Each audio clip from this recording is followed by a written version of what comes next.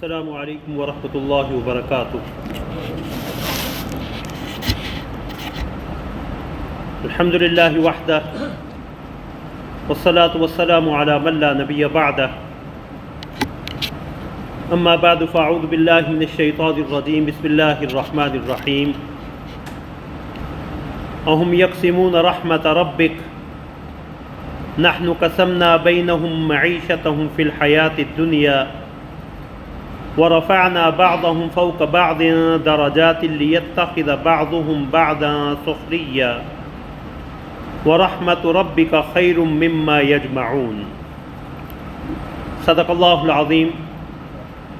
اللهم صل على محمد وعلى آل محمد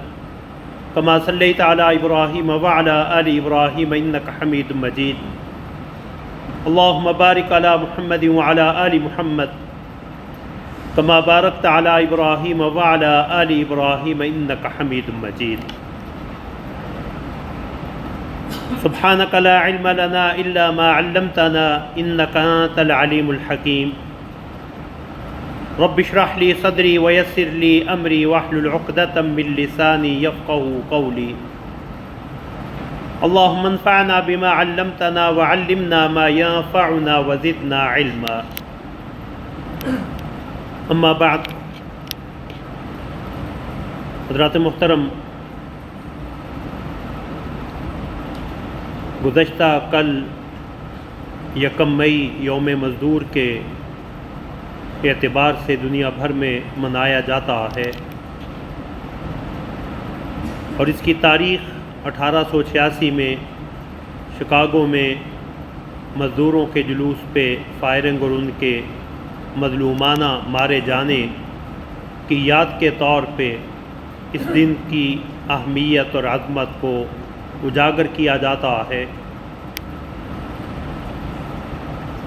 ایک طالب علم کی حیثیت سے اسلامی تعلیمات کی روشنی میں محنت کی عظمت کیا ہے، مزدوروں کے حقوق کیا ہیں،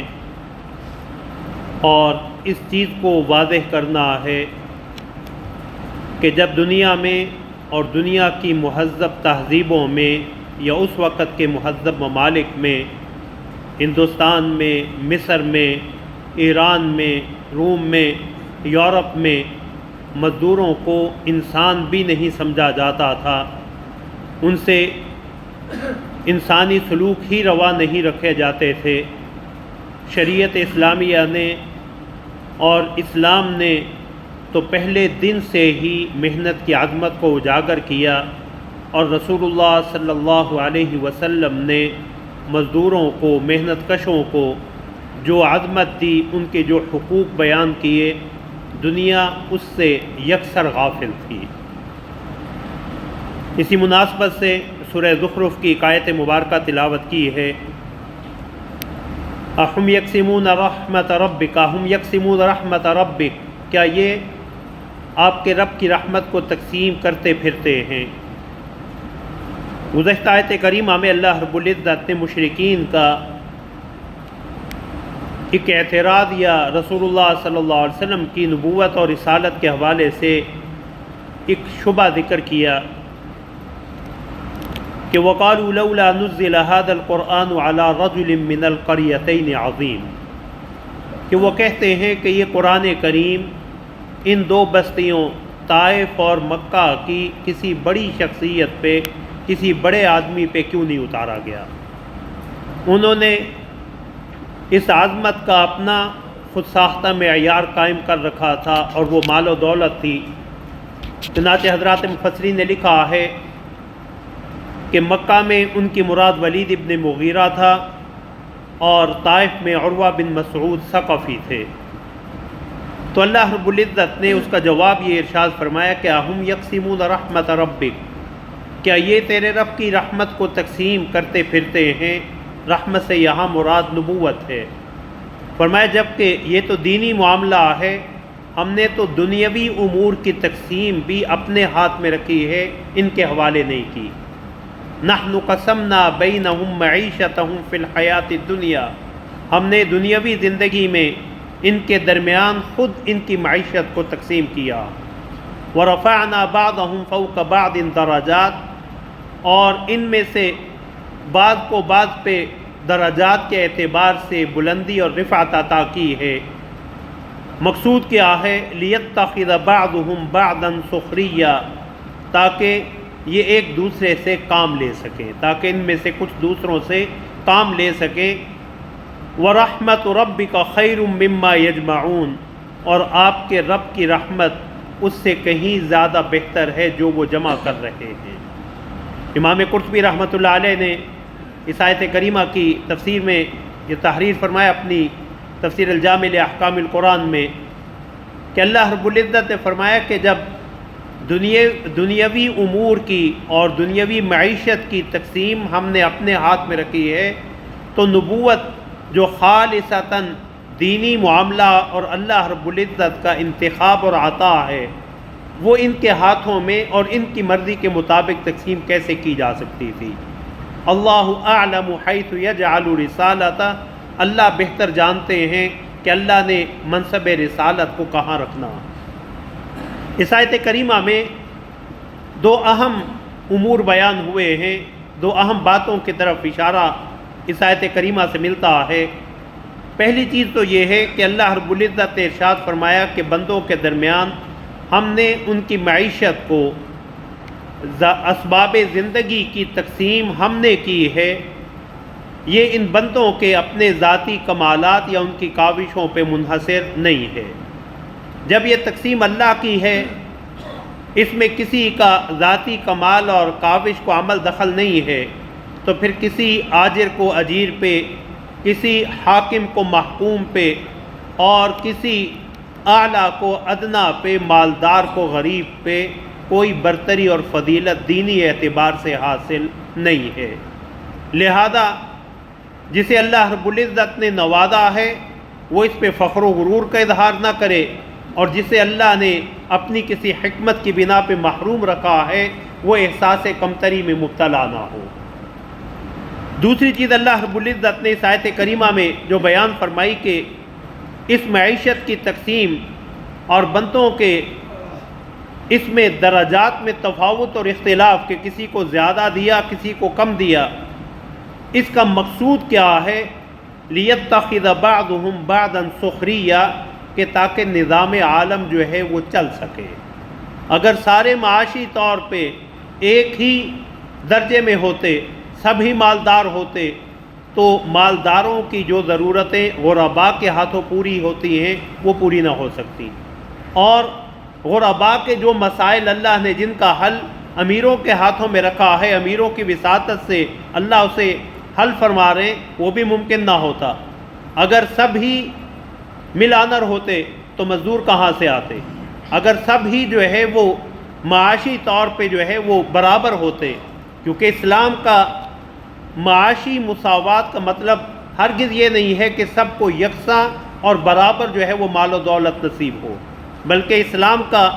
معاشی نظام مساوات اس چیز پہ قائم ہے کہ سب کو حق تصرف حاصل ہے، سب کو کمانے کے یکساں مواقع شریعت عطا کرتی، سب کو جو ہے وہ حق ملکیت عطا کرتی، سب کو تصرف اور استعمال کا حق دیتی۔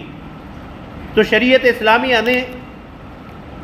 بندوں کے درمیان یہ جو تفاوت اور اختلاف رکھا ہے، اس کی وجہ یہ ہے کہ بندے ایک دوسرے کے کام آ سکیں، تاکہ یہ ایک دوسرے میں سے کوئی خادم ہو، کوئی مخدوم ہو، کوئی آجر ہو، کوئی اجیر ہو، اور ان کے معاملات زندگی جو ہے وہ چل سکیں۔ لہذا ان کا یہ تعلق اور ان کا یہ باہمی رشتہ جو ہے یہ خالصتاً فطری اور انسانی ہے، یہ برتری کا اور احساس تفاخر کا سبب نہیں بن سکتا۔ نحن قسمنا بینہم معیشتہم فی الحیات الدنیا، معیشت کی تقسیم چونکہ اللہ کی طرف سے ہے، لہذا نہ کوئی اس پہ فخر کرے، نہ کوئی احساس کمتری میں مبتلا ہو۔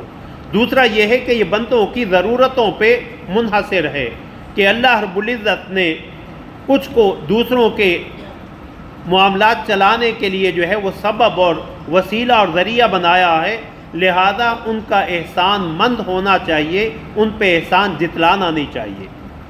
شریعت اسلامیہ نے محنت کو، مزدوری کو، رزق حلال کی کمائی کو جو مقام دیا ہے وہ قرآن و حدیث کی تعلیمات سے بڑا واضح اور عیاں ہے۔ حضرت عبداللہ بن مسعود رضی اللہ تعالیٰ عنہ کی حدیث ہے کہ رسول اللہ صلی اللہ علیہ وسلم نے فرمایا طلب کسب الحلال فریضۃ بعد الفریضہ، کہ حلال روزی کی طلب یہ بھی فرائض میں سے ایک فریضے کے بعد دوسرا فریضہ، یعنی نماز، روزہ، زکوٰۃ، حج جو فرائض ہیں، اس کے ساتھ ساتھ حلال روزی کی تگ و دو کرنا یہ بھی اللہ کے فرائض میں سے ایک فریضہ۔ حضرت سعید ابن عمیر رضی اللہ تعالیٰ عنہ فرماتے ہیں کہ رسول اللہ صلی اللہ علیہ وسلم سے پوچھا گیا ای الکسب اطیب، یا رسول اللہ سب سے پاکیزہ اور حلال کمائی کون سی ہے؟ تو رسول اللہ صلی اللہ علیہ وسلم نے فرمایا کسب ید العامل،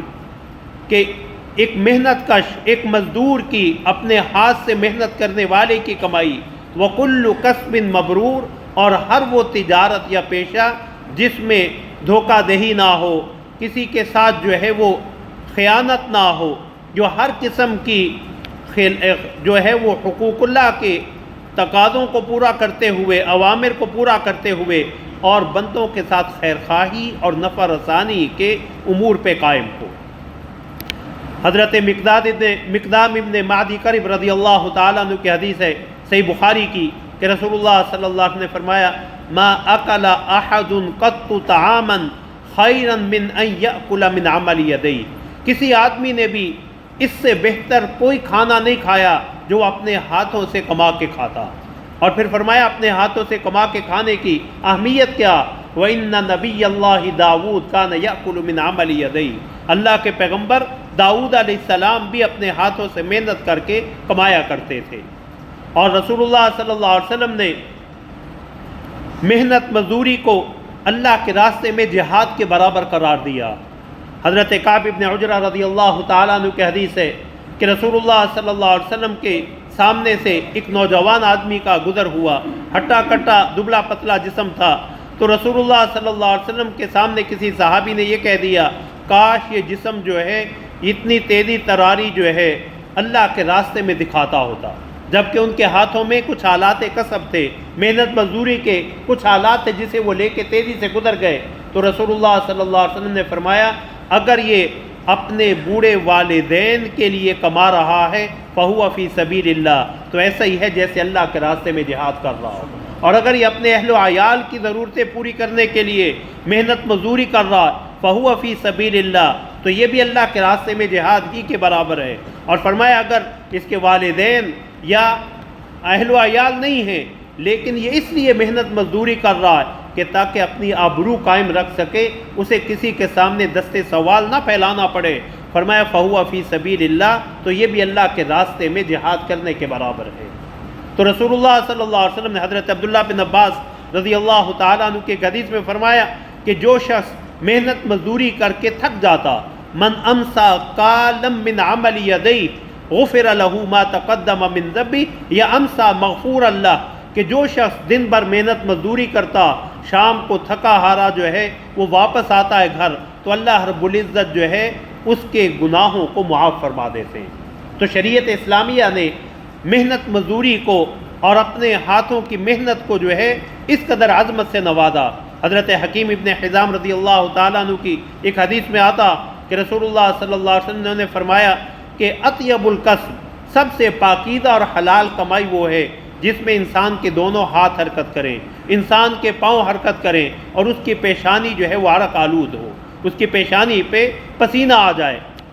حضرت ابو ہریرہ رضی اللہ تعالیٰ عنہ کی ایک حدیث ہے، اس میں رسول اللہ صلی اللہ علیہ وسلم سے پوچھا گیا کہ یا رسول اللہ ای الکسب اطیب، سب سے پاکیزہ اور حلال روزی کون سی؟ تو رسول اللہ صلی اللہ علیہ وسلم نے فرمایا کسب ید العامل اذا نصح،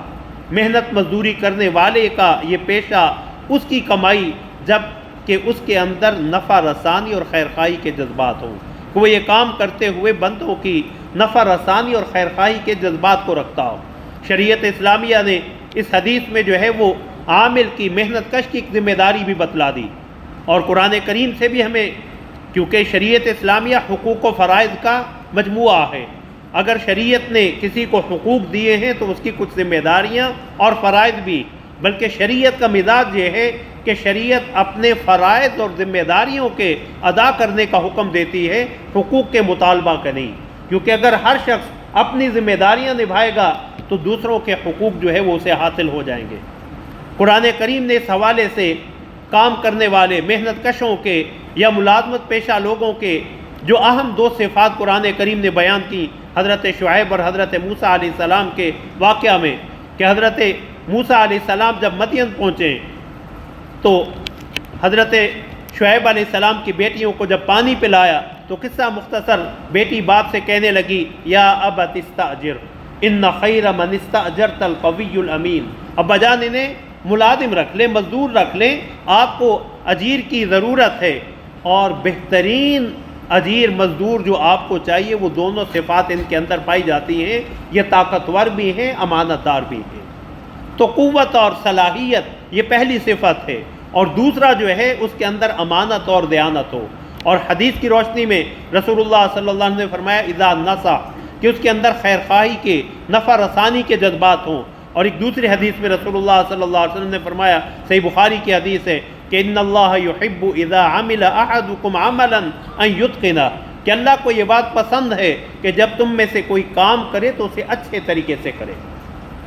شریعت اسلامیہ نے محنت مزدوری کرنے والے کو اللہ کا محبوب قرار دیا۔ حدیث میں آتا ہے، حضرت عبداللہ بن عمر رضی اللہ تعالیٰ عنہ کی حدیث ہے کہ رسول اللہ صلی اللہ علیہ وسلم نے فرمایا ان اللہ یحب العبد المؤمن المحترف، اللہ رب العزت اس مومن بندے سے محبت کرتے ہیں جو کوئی پیشہ جانتا ہو اور اس پیشے کے مطابق جو ہے وہ عمل کرتا ہو، اپنی روزی کماتا ہو۔ تو یہ تو شریعت اسلامیہ میں محنت کی عظمت ہے۔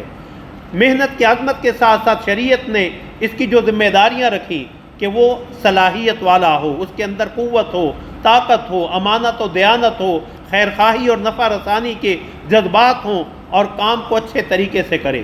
پھر شریعت اسلامیہ نے جو ہے وہ ایسے اجیر کے، ایسے مزدور اور محنت کش کے حقوق بھی متعین کر دیے۔ رسول اللہ صلی اللہ علیہ وسلم کی احادیث مبارکہ میں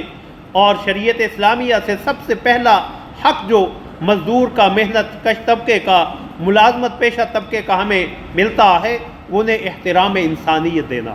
انسانیت کی حیثیت سے انہیں احترام دینا، انہیں اپنا بھائی سمجھنا۔ حضرت ابو ذر رضی اللہ تعالیٰ عنہ کی حدیث ہے صحیح بخاری کی، حضرت سوید ابن معرور رحمۃ اللہ علیہ تابعی ہیں، فرماتے ہیں میں حضرت ابو ذر رضی اللہ تعالیٰ عنہ سے ربضہ نامی مقام میں ملا جہاں حضرت ابو ذر کی رہائش تھی، تو فرمایا میں نے دیکھا کہ انہوں نے بھی اور ان کے غلام نے بھی ایک جیسا لباس پہن رکھا۔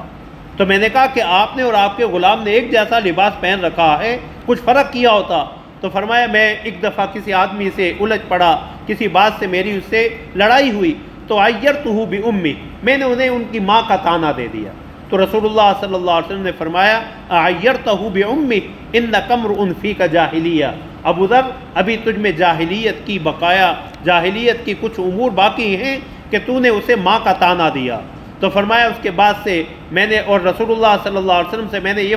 سنا، آپ کو یہ فرماتے ہوئے سنا کہ رسول اللہ صلی اللہ علیہ وسلم نے فرمایا اخوانکم خوالکم، یہ تمہارے ماتحت، تمہارے ملازم، تمہارے خادم، یہ تمہارے بھائی ہیں۔ تو شریعت نے انہیں جو اسلامی اخوت کا رشتہ ہے اس میں شامل کیا۔ وَمَا جَعَلَهُمُ اللَّهُ تَحْتَ أَيْدِيكُمْ، اللہ نے کسی حکمت اور مصلحت کی بنا پہ انہیں تمہارے ماتحت بنایا۔ فَمَنْ كَانَ أَخُوهُ تَحْتَ يَدِهِ فَلْيُطْعِمْهُ مِمَّا يَطْعَمُ یا مما یاکل، فرمایا جس کا کوئی بھائی اس کے اللہ نے اس کا ماتحت بنایا ہو، اس کا ملازم ہو، تو فرمایا جو کھانا خود کھاتا ہے اسے وہی کھانا کھلائے۔ وَلْيُلْبِسْهُ مِمَّا يَلْبَسْ، جو لباس خود پہنتا ہے وہ لباس اسے پہنائے۔ اور فرمایا وَلَا تُكَلِّفُوهُمْ بِمَا يَغْلِبُهُمْ، انہیں ایسا کام نہ ڈالنا جو ان کے لیے کرنا دشوار ہو، جو ان کے لیے مشقت والا ہو۔ فرمایا وَإِن كَلَّفْتُمُوهُمْ فَاعِنُوهُمْ، اور اگر تمہیں کوئی ایسا بھاری اور بوجھل کام دو تو ان کا ہاتھ بٹاؤ، ان کے ساتھ تعاون کرو۔ تو اس حدیث مبارک میں رسول اللہ صلی اللہ علیہ وسلم نے سب سے بڑا حق جو ان کا بیان کیا، اس کی بنیاد جو ہے وہ اسلامی اخوت کو قرار دیا کہ اخوانکم خوالکم، کہ یہ تمہارے بھائی جو ہے، یہ تمہارے ماتحت جو ہے وہ تمہارے بھائی ہیں۔ اسلامی اخوت اور اسلامی جو مساوات ہے اس کے اعتبار سے جو ہے وہ اللہ نے کسی حکمت کی بنا پہ تمہارا اسے ماتحت بنا دیا، لیکن انسانیت کا احترام اور ایک مسلمان بھائی کا جو احترام ہے وہ انہیں بھی حاصل ہے۔ رسول اللہ صلی اللہ علیہ وسلم نے اجیروں کے، مزدوروں کے جو حقوق بیان کیے، ان میں ایک حق یہ بھی بیان فرمایا کہ ان کی اجرت جو ہے جب تک طے نہ کر لو انہیں کوئی کام نہ سونپو۔ حضرت ابو سعید خدری رضی اللہ تعالیٰ عنہ کی حدیث ہے کہ نہا النبی صلی اللہ علیہ وسلم عن استئجار الاجیر حتی یبین له اجرا، کہ رسول اللہ صلی اللہ علیہ وسلم نے فرمایا کہ کسی کو اس وقت تک کوئی کام نہ سونپو، اپنا اجیر، اپنا مزدور، اپنا ملازم نہ رکھو جب تک کہ اس کی اجرت کا تعین کر کے اسے واضح طور پہ بتا نہ دو۔ سیدنا حسن بصری رحمۃ اللہ علیہ فرماتے ہیں، سنن ابی داؤد میں اور سنن نسائی میں یہ روایت موجود ہے کہ حضرات صحابہ سے ہمیں یہ بات پتہ چلی کہ نبی صلی اللہ علیہ وسلم اس چیز کو ناپسند کرتے تھے کہ کسی آدمی کو اس کی اجرت کا تعین کیے بغیر اس سے کام لیا جائے۔ رسول اللہ صلی اللہ علیہ وسلم نے مزدوروں کے، اجیروں کے، محنت کشوں کے جو حقوق بتلائیں، ان میں جہاں ان کا احترام انسانیت ہے، انہیں ایک بھائی کا سا احترام دینا، ان کی ضروریات کو پورا کرنا۔ سنن ابی داؤد کی ایک حدیث میں حضرت مستورد ابن شداد رضی اللہ تعالیٰ عنہ کی حدیث ہے کہ رسول اللہ صلی اللہ علیہ وسلم نے فرمایا کہ جسے ہم نے عامل مقرر کیا، اگر اس کی شادی نہیں ہوئی تو وہ شادی کر لے، اگر اس کے پاس کوئی خادم نہیں تو وہ خادم لے لے، اور اگر اس کے پاس کوئی مکان نہیں تو وہ اپنا مکان بنا لے۔ اس حدیث کی بنا پہ حضرات محدثین نے لکھا ہے کہ ملازمین کو بھی ان کی جو بنیادی انسانی ضروریات ہیں ان کی تکمیل کے لیے ان کا ساتھ دینا چاہیے، ان کا ہاتھ بٹانا چاہیے، ان کی اجرت، ان کا حق محنت اتنا کم نہ ہو کہ وہ اپنی بنیادی ضروریات بھی پوری نہ کر سکیں۔ تو رسول اللہ صلی اللہ علیہ وسلم نے جہاں ان کی بنیادی ضروریات کی تکمیل کو جو ہے، اور حضرت ابو ذر رضی اللہ تعالیٰ عنہ کی جو حدیث صحیح بخاری کی، سنن ابن ماجہ کے الفاظ یہ ہیں فَاطِعِمُوهُم مِّمَّا تَطْعَمُونَ وَالْبِسُوهُم مِّمَّا تَلْبَسُونَ، کہ جو تم کھانا کھاتے ہو وہ انہیں بھی کھلاؤ اور جو پہنتے ہو وہ انہیں بھی پہناؤ۔ تو رسول اللہ صلی اللہ علیہ وسلم نے ان کے لباس اور ان کی جو ہے وہ کھانے پینے کی ضروریات کی تکمیل جو ہے وہ مالک کے ذمہ رکھی۔ رسول اللہ صلی اللہ علیہ وسلم نے اجیروں کے جو حقوق بیان کیے کہ اجرت کا تعین کر دینے کے بعد ان کی اجرت فوری طور پہ انہیں ادا کی جائے۔ حضرت عبداللہ بن عمر رضی اللہ تعالیٰ عنہ کی مشہور حدیث سنن ابن ماجہ کی کہ رسول اللہ صلی اللہ علیہ وسلم نے فرمایا آتوا الاجیر اجرہ، اور بعض روایات میں حقہ قبل ان یجف عرقہ، کہ مزدور کا پسینہ خشک ہونے سے پہلے اس کی اجرت، اس کا حق جو ہے وہ اسے ادا کر دو۔ اور اجیر کے حق میں یہ کوتاہی جو ہے یا اس سے پورا کام لینا، اس کی اجرت میں تاخیر کرنا یا اس سے محروم کرنا، یہ کس قدر جو ہے وہ سنگین جرم ہے، گناہ ہے۔ صحیح بخاری کی حدیث ہے حضرت عبداللہ بن عمر رضی اللہ تعالیٰ عنہ کی کہ رسول اللہ صلی اللہ علیہ وسلم، حضرت ابو ہریرہ رضی اللہ تعالیٰ عنہ کی کہ رسول اللہ صلی اللہ علیہ وسلم نے فرمایا کہ اللہ فرماتے، حدیث قدسی ہے، ثلاثۃ انا خصمہم یوم القیامہ، 3 آدمی ایسے معاذ اللہ بد نصیب ہیں کہ اللہ فرماتے میں قیامت والے دن ان سے جھگڑوں گا، کہ میں ان سے جو ہے وہ جھگڑوں گا۔ پہلا شخص وہ من اعطا بی ثم غدر، جس نے میرا نام لے کے، میری قسم اٹھا کے کوئی ذمہ داری اٹھائی، کسی سے کو وعدہ کیا، پھر میرے نام کی عظمت کا بھی احساس نہیں کیا اور وہ وعدہ بھی توڑ دیا۔ دوسرا فرمایا من باع حرا فاکل ثمنہ، جو کسی آزاد آدمی کو بیچ ڈالے اور اس کی قیمت کھا لے۔ یہ انسانی سمگلنگ جو اس وقت دنیا میں جو ہے وہ ایک قانونی طور پہ، اگرچہ تمام جو ہے وہ قوانین میں، لیکن شریعت اسلامی نے اس وقت جو ہے اسے حرام قرار دیا، اور ہمیں جو کسی انسان، آزاد انسان کو بیچے اور اس کی قیمت کھا جائے۔ تیسرا فرمایا من استأجر اجیرا فاستوفى منه عملا ولم يؤت اجرا، کسی کو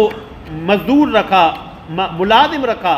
اور اس سے پورا کام لیا اور پھر اس کی اجرت جو ہے وہ اسے نہیں لی، تو اللہ فرماتے قیامت والے دن ان 3 آدمیوں سے میں جھگڑوں گا، اور جس سے اللہ رب العزت جو ہے وہ حق کا مطالبہ کریں وہ کہاں بھاگ کے جا سکے گا۔ شریعت اسلامیہ نے مزدوروں کے، ملازموں کے، اجیروں کے، محنت کشوں کے جو حقوق بیان فرمائے، ان کے ساتھ حسن سلوک، ان سے عفو و درگزر، ان کے ساتھ خندہ پیشانی سے پیش آنا، انہیں کھانے میں، انہیں جو ہے وہ دیگر تقریبات میں شریک رکھنا، یہ بھی شریعت کی ذمہ داری، شریعت نے مالکوں کی ذمہ داری قرار دی۔ حدیث میں آتا ہے رسول اللہ صلی اللہ علیہ وسلم نے فرمایا کہ جب تمہارا خادم تمہارے لیے کھانا پکا کے لائے فَإِنَّهُ وَلِيَ حَرَّ، اس نے جو ہے وہ اس کی گرمی حرارت اور اسے پکاتے ہوئے جو تکلیف اسے ہوئی ہے، محنت کی، اس نے یہ ساری جھیلی، تو اس لیے تم اسے فَلْيُجْلِسْهُ مَعَ، اسے اپنے ساتھ بٹھاؤ، اسے اپنے ساتھ بٹھاؤ اور اسے اپنے ساتھ جو ہے وہ بٹھا کے کھلاؤ۔ اور فرمایا صحیح مسلم کی حدیث میں اگر کھانا تھوڑا ہو یا ملازم خود جو ہے وہ انکار کرے تو فَلْيُنَاوِلْهُ اُكْلَةً او اُكْلَتَيْن، اسے ایک دو لقمے جو ہے وہ ضرور دے۔ انہی حقوق میں جو شریعت اسلامیہ نے محنت کشوں اور ملازموں کے رکھیں، ان کے ساتھ حسن سلوک ہے،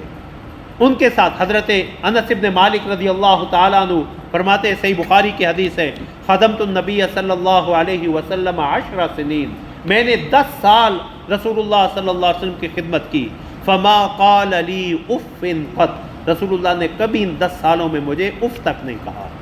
مجھے کبھی یہ نہیں کہا کہ میں نے کوئی کام کیا ہو تو میں لما صنعت، ایسا کیوں کیا، اور میں نے کوئی کام نہ کیا ہو تو آپ نے فرمایا ایسا کیوں نہیں کیا۔ تو حسن سلوک، ان سے عفو و درگزر، ان سے مار پیٹ اور خاص طور پہ جسمانی تشدد سے اجتناب۔ رسول اللہ صلی اللہ علیہ وسلم کے صحابی، بدری صحابی حضرت ابو مسعود بدری عقبہ بن عامر رضی اللہ تعالیٰ عنہ، عقبہ نام ہے ان کا، فرماتے ہیں کہ میں اپنے غلام کو جو ہے وہ مار رہا تھا، میرے ہاتھ میں کوڑا تھا، اور میں نے اپنے پیچھے سے آواز سنی کہ،